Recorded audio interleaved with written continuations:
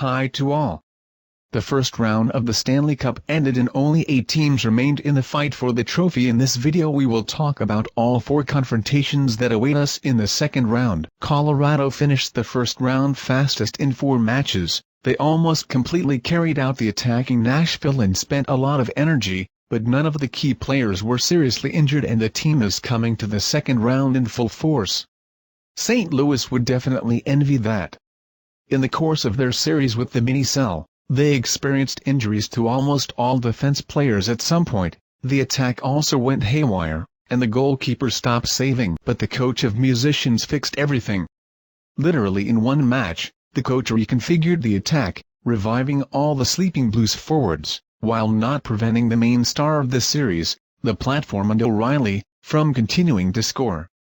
The musicians, with experience and a more adult approach, defeated the Savages in 6 matches. In fact, having experienced problems only in the first part of the series. The main and only personnel problems remain the state of health of the Tory team's key defender of the circle. Otherwise the Blues have 3 strong attacking units as well as excellent majority teams and reliable goalkeeper Bennington in the cup.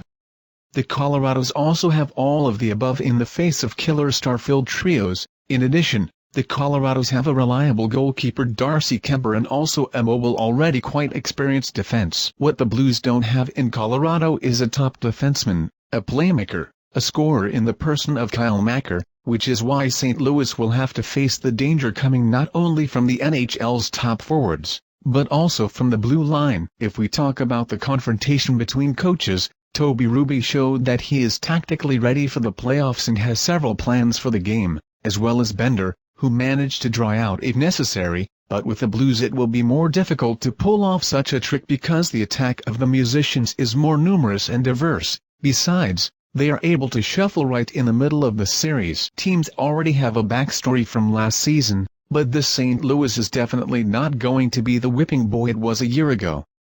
But Avalanches have already shown more than once that it is not always the opponent who creates trouble for them. Sometimes Colorado himself is not able to remain calm, concentrate and also correctly respond to his mistakes that the Blues will undoubtedly try to use. Florida went through Washington in 6 games but faced not only serious resistance from the Capitals, who played littered hockey in defensive matings, but also their own problems related to the reconfiguration of the offensive team from the regular season to the Cup style. The transition turned out to be not very successful and the Panthers still showed the best segment playing in their aggressive and cheerful style. Tampa, on the other hand, struggled in the series right up to the 7th game in many ways because the Lightning did not look equally good on all links.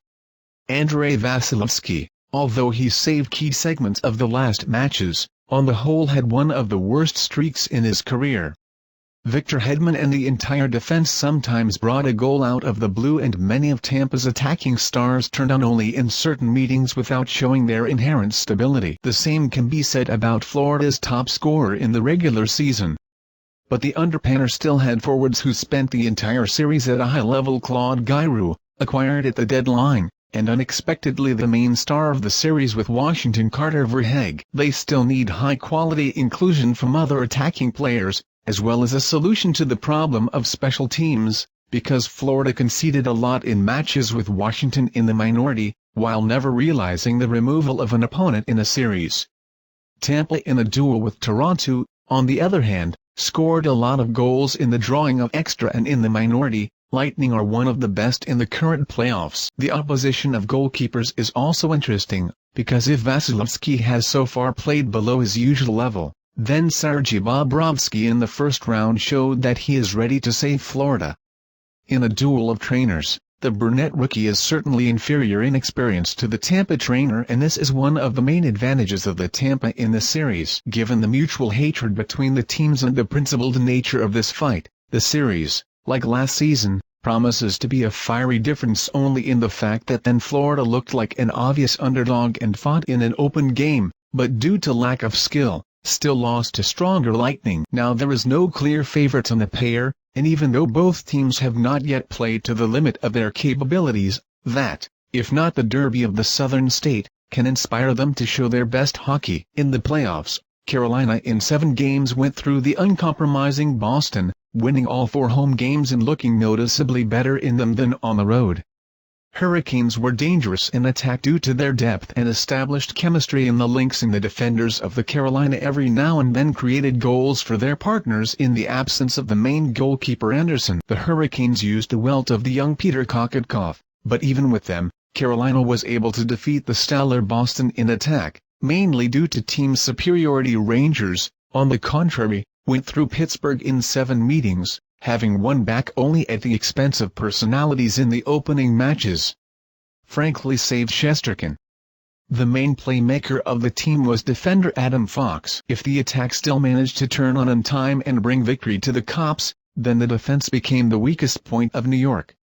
They made a lot of mistakes in their zone, brought goals out of the blue, gave way to a penny, and sometimes simply substituted the Shesterkin under the shelling of the Penguins, with which Igor coped with varying degrees of success. Carolina will definitely use these problems because the Hurricanes are some of the best in the league in pressing and removing the puck in a foreign zone, and the versatility of many Canes forwards will make this possible with almost any combination on the ice. But Carolina also has problems besides. Carolina will have to play as an opponent who often acts as the second number, and the Hurricane will need to prevent a gap between the lines and quick counterattacks by the Rangers. The Carolina coach does not change his system and often squeezes the maximum out of his team that plays in an organized manner, but Rangers Carolina, surprisingly, moves out mainly due to the individual skill of individual performers, because the defensive game systems successfully applied by Galen in Vegas are not at all impressive, and therefore it is precisely in terms of harrowing that the Hurricanes have the greatest superiority. In terms of the combination of playing factors and due to the advantage of home ice,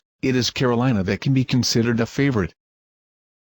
Edmonton managed to get past Los Angeles in 7 games, so Oilers fans have only 2 people to thank: Mike Smith and Connor McDavid. The experienced goalkeeper had an uneven series but eventually became one of its heroes in the 7th game, and McDavid organized more than half of the Oilmen's goals, sometimes creating them alone on bare skill, while the Oilers allowed themselves blunders in defense, and the rest of Edmonton's stellar attack, except for Kane, looked simple in places, helpless against far from the best defense of the Kings. Calgary, on the contrary, had a chance to face the most powerful resistance from Dallas, which led to victory only in overtime of the 7th match, obtained with great difficulty.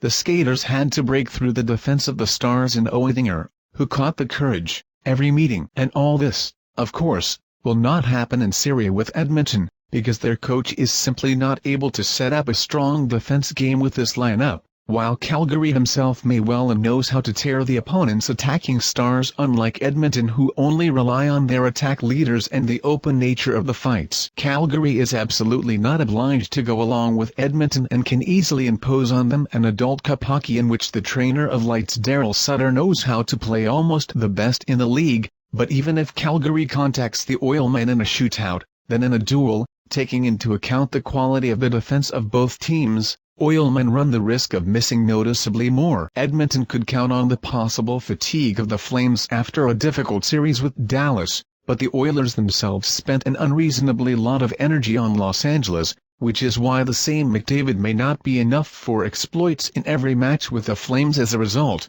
the Oilmen can only rely on the individual skill of their attackers, who will have to help their captain. At Calgary, at the end, more or less all the attacking links played, but a lot still depends on the trio of Johnny Gaudreau. The American became the hero of the 7th match, having removed the stigma of a non-cup fighter, and is finally ready to lead the team to the coveted trophy even in the contract year.